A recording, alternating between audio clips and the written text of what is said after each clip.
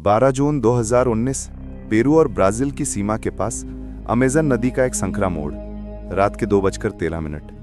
तेज बारिश की परतें इतनी घनी कि टॉर्च की रोशनी 5 मीटर से आगे घुल जाती है। आपका पैरों के नीचे बांस की एक पतली डूंगी झटके से घूमती है। धारा की गति लगभग 6 किलोमीटर प्रति घंटे का तीर बनकर पीछे से धक्का देती है और एक डूबा हुआ ठूंठ साइड से टकराता है। डूंगी आधी भर जाती है, पांव फिसलते हैं और अगले ही पल ठंडा काला पानी गले तक। इतने शोर में भी भीतर का सन्नाटा, जैसे किसी ने दुनिया का वॉल्यूम कम कर दिया हो। आप हाथ मारते हैं, सांस रोकते हैं और सोचिए अगर आज सुबह आपने रस्सी नहीं बांधी होती तो यही आखिरी दृश्य होता। सुबह से पहले आसमान हल्का होता है, बारिश कुछ धीमी, पर हवा अब भी 35 किलोमीटर प्रति घंटे के झोंकों से पत्तियों को उल्टा पकड़े हुए। 3 चेहरे पानी के किनारे कांपते हुए कीचड़ से चिपके। आरव जो नक्शों से प्यार करता है और कंपास को अपनी कलाई की तरह पढ़ता है। लीला जिसे प्राथमिक चिकित्सा की ट्रेनिंग है और संकट में उसकी आंखों में एक अजीब स्थिरता उतर आती है। और माटेओ स्थानीय गाइड, घने बाल, खुरदरी हथेलियां और जंगल के लिए एक शांत श्रद्धा। वे सब सुबह की पहली रोशनी के साथ एक ही वाक्य को पकड़कर खड़े हैं, जिंदा रहना है। लेकिन रात ने जो छीना उसका हिसाब दिन में दिखता है। डोंगी गायब, बैग का आधा सामान बह चुका, जीपीएस डिवाइस भीग कर बंद। बची हुई चीजें एक गीली रजाई जैसी, माचिस का डिब्बा जिसमें सिर्फ 2 तीली सूखी, एक स्टील की बोतल, एक मल्टी टूल, थोड़ा सा सूखा कसावा और मूठ भर मूंगफली और कपड़ों में फैला हुआ ठंडा पानी। तापमान 30 डिग्री सेल्सियस के करीब, ह्यूमिडिटी 90%, त्वचा पर चिपका चिपचिपापन और कीट काटने की तीखी जलन। लीला बिना बोले जूते से पानी निचोड़ती है, फिर फर्स्ट एड पाउच निकालती है। सबसे पहले शेल्टर, वो कहती है, और फायर। अरव कंपास देखता है, पतली धारा का रुख पकड़ता है। माटेओ बताता है ये साइड क्रीक है, मुख्य नदी पूर्व की तरफ है। फासला सीधा मापा जाए तो शायद 35 से 40 किलोमीटर, पर जंगल में दूरी कभी सीधी नहीं होती। तभी एक आवाज ऊपर से, हौ हौ जैसी गूंज, शायद हाउलर मंकीज। जंगल जाग रहा है। उठते भाप, गीली मिट्टी की गंध और कहीं दूर पानी गिरने का लगातार स्वर। वे तीनों एक उभरे हुए किनारे तक चढ़ते हैं जहां मोटी जड़ें सर्पिल बनी हुई हैं।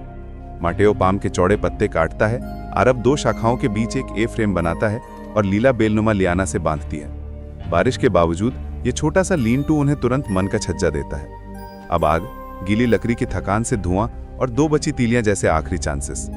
लीला अपने किट से थोड़ी कॉटन को निकालती है, उस पर अल्कोहल की बूंदें। अरब हाथों से हवा रोकता है। एक ताजी तीली रगड़, नारंगी चिंगारी और छोटी लौ, तीनों लोग एक तितली की तरह उस लौ के चारों तरफ झुककर हौले से फूंकते हैं, जैसे उम्मीद को सांस दे रहे हों। पहला दिन बस इतना ही करता है, गर्मी, धुआं और डर को 5 कदम दूर रख देता है। रात फिर लौट आती है, कीड़े, भिनभिनाहट, पत्तियों के अंदर सावधान सरसराहट। माटेओ कान लगाकर सुनता है। जैगुआर दूर है, वो कहता है, पर वो हमें पहले ही देख चुका है। लीला हल्की हंसी रोकते हुए कहती है, अच्छा है, कोई तो हमें देख रहा है। आप आंखें बंद करते हैं, पर नींद जल्दी भरोसा नहीं करती। दूसरे दिन शरीर सुबह से भारी पर दिमाग थोड़ा साफ। तय होता है कि एक ही जगह ठहरे रहना पूरे जंगल को आपके पास नहीं लाएगा। पानी को साफ करना जरूरी है। लीला बॉइलिंग का प्लान देती है, पर लकड़ी गीली है। माटेओ एक बड़ा और खोखला बांस ढूंढता है, उसमें पानी भरकर आग के पास रख देता है। आग की धीमी आंच से वह उबलता है। जब इतना उबला हुआ पानी गले में उतरता है तो लगता है कि पेट तक रोशनी पहुंच गई है। आरव नोट करता है, घंटे में 25 घूंट, इससे ज्यादा नहीं, ताकि डिहाइड्रेशन और थकान एक दूसरे के विरुद्ध न हो जाएं। खाने के लिए वो पाम के दुल का टुकड़ा निकालता है, छोटे छोटे सफेद रेशे, सख्त हैं पर चबाते रहने से मिठास। लेकिन तीसरे दिन सुबह एक नई मुश्किल। लीला के टखने के पास एक लाल गांठ, शायद बुलेट एंट्स ने रात में काटा। दर्द ऐसा कि पल भर को आंखों के आगे सफेद चकत्ते तैरने लगे। वो अपने बैग से एंटीहिस्टामिन निकालती है। डोज कम है, पर कुछ घंटों के लिए सूजन घटती है। टीम का फैसला है, आज आगे बढ़ेंगे धारा के साथ। अगर वे मुख्य नदी तक पहुंच जाते हैं तो किसी फिशिंग बोट, किसी रिसर्च आउटपोस्ट या किसी दूर गांव की संभावना बढ़ जाएगी। आरफ पेड़ों पर उगी काई की दिशा से और सूरज की रोशनी के पैचेस से अनुमान लगाता है। कंपस को धारा की बहाव के साथ कैलिब्रेट करता है। एवरेज पेस अगर 1 किलोमीटर प्रति घंटा भी मिल जाए तो दिन में 5 से 6 किलोमीटर पार किए जा सकते हैं। पर यह मैथमेटिक्स सिर्फ सपाट कागज पर आसान लगता है। जंगल का ज्योमेट्री एकदम अलग है। चौथे दिन रास्ता एक दलदली हिस्से में बदल जाता है। काले पानी के ऊपर पतली जमी झाग। माटेओ एक लंबी डंडी से डेप्थ जांचता है, 2 मीटर। वे किनारे किनारे चलते हैं। अचानक पानी के भीतर कुछ भारी हिला। एक युवा कायमन, उसकी आंखें 2 हरे कांच की गोलियां। वे स्थिर खड़े रहते हैं, कायमन भी स्थिर। कुछ सेकंड जो मिनट बन जाते हैं, फिर वो धीरे से आगे सरकता है, सांसें वापस आती हैं। लीला गर्दन से पसीना पहुंचती है, हार्ट रेट अभी भी 120, हंसी ठंडी पर जिंदा।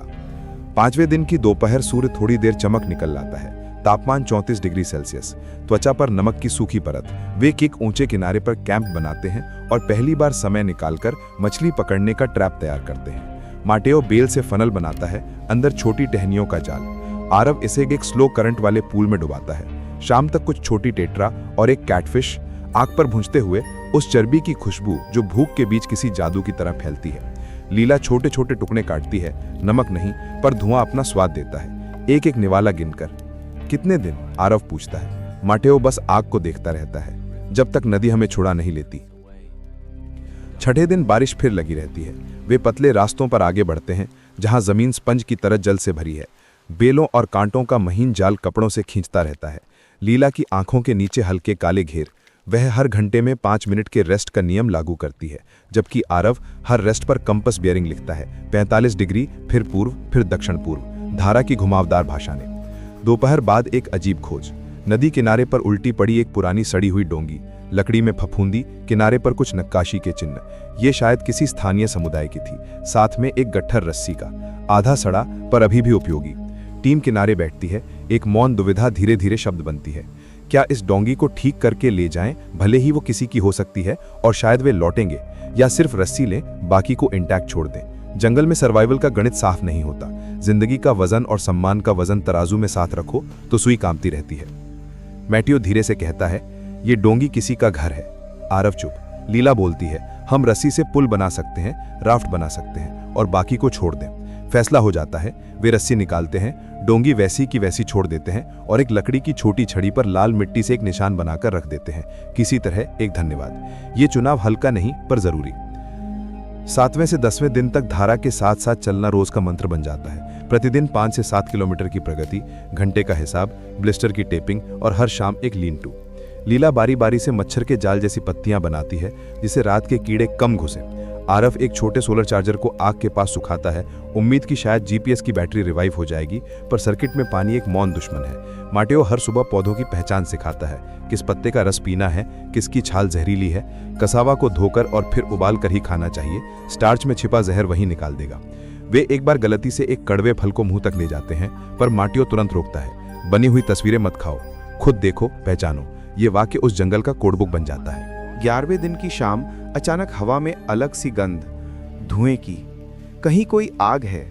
वे सावधानी से आगे बढ़ते हैं और थोड़ी दूर पर एक खुला सा क्लियरिंग। पेड़ों के बीच एक पुराना रिसर्च कैमरा ट्रैप टूटा, पर उसके पास एक चमकीली चांदी जैसी शीट पड़ी है। ये वही इंसुलेटिंग आपातकालीन कंबल जैसा मटेरियल। पास में एक प्लास्टिक की ड्रम का ढक्कन भी। दुनिया का टुकड़ा जंगल में अटका हुआ।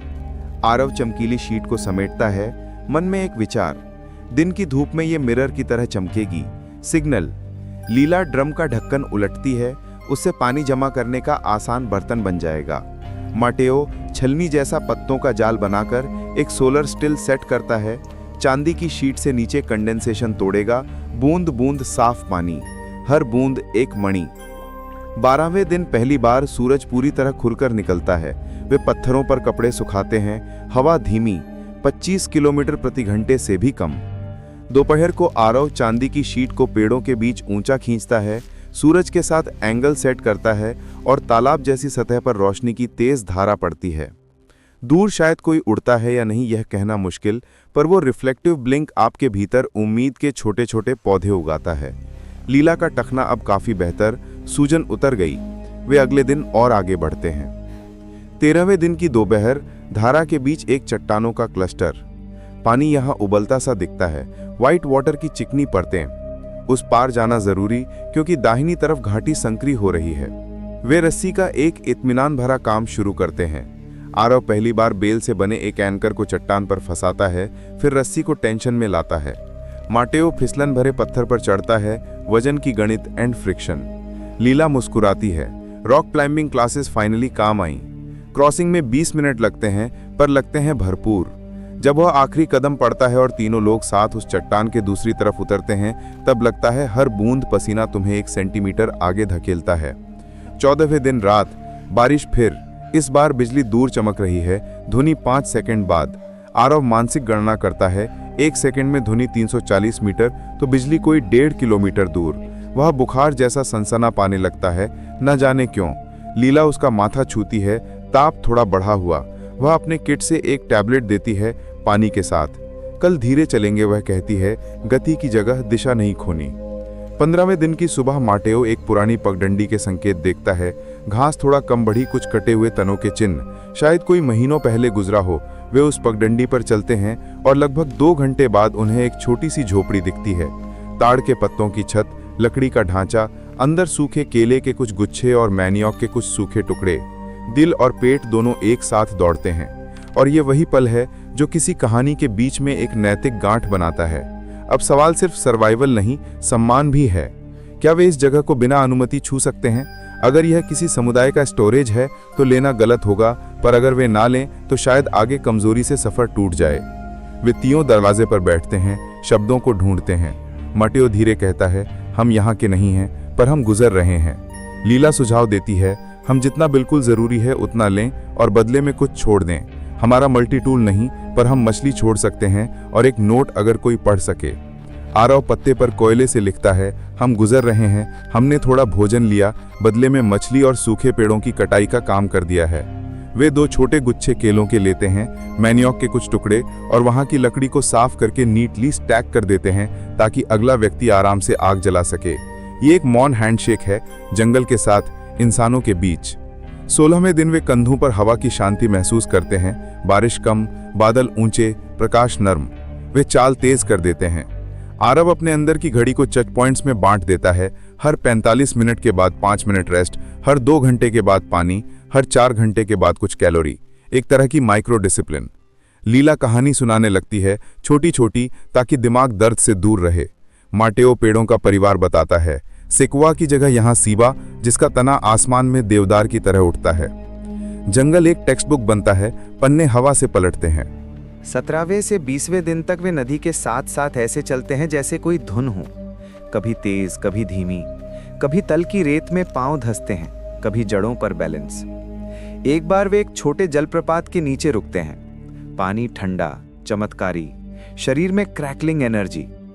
दूसरी बार एक विशाल पेड़ गिरा हुआ मिलता है, उसे पार करना 1 घंटे का काम। जोंकें पैर से चिपकती हैं, खून की पतली धारें, पर वे नमक की मिट्टी रगड़कर उन्हें हटाते हैं। आरव अपनी नोटबुक में एक अजीब लाइन लिखता है, अमेज़न तुम्हें सिखाता है कि हर जीत सिर्फ थोड़ी देर के लिए है। 21वें दिन की सुबह लीला की आंखों में हल्की पीली सी झलक, शायद डिहाइड्रेशन। वे रुककर एक सादा ORS बनाते हैं, पानी में गुड़ जैसा घुला हुआ चीनी और नमक का संतुलन। वो धीरे धीरे पीती है, जैसे हर घूंट से दिल पर लगे अदृश्य खरोंच भर रहे हों। मटियो दूर तक देखकर कहता है, मुख्य नदी अब पास है, 2 या 3 दिन। आरव मुस्कुराता है, पर मुस्कान में सावधानी। 23वें दिन हवा अचानक बदलती है, दबा हुआ सा भार, जैसे आसमान नीचे खिसक आया हो। दोपहर बाद तूफान, हवा 45 किलोमीटर प्रति घंटे तक, बारिश दीवार बनकर। वे एक विशाल बट्रिस जड़ों वाले पेड़ के नीचे सिकुड़कर बैठते हैं, रस्सियों से खुद को तनों से बांधते हैं ताकि हवा उड़ा न ले। बिजली इस बार पास गिरती है, ध्वनि 1-2 सेकंड में। जमीन हिल जाती है, गलियों में पानी की छोटी नदियां। 1 घंटा, फिर 2, फिर 3। सांसें कम पर स्टेडी। जैसे जैसे तूफान शांत पड़ता है वे खुद को खोलते हैं, आग फिर जगह पाने की जिद लेकर। लकड़ियों को अंदर से शेविंग बनाकर, सूखी टहनियां ढूंढकर एक चिंगारी। आग इस रात एक दोस्त से ज्यादा एक डॉक्टर होती है। 25वें दिन वे फाइनली एक चौड़ा मोड़ देखते हैं, जहां धारा खुलकर सांस लेती है। पानी का रंग अब चॉकलेट जैसा गाढ़ा नहीं, थोड़ा साफ। किनारे पर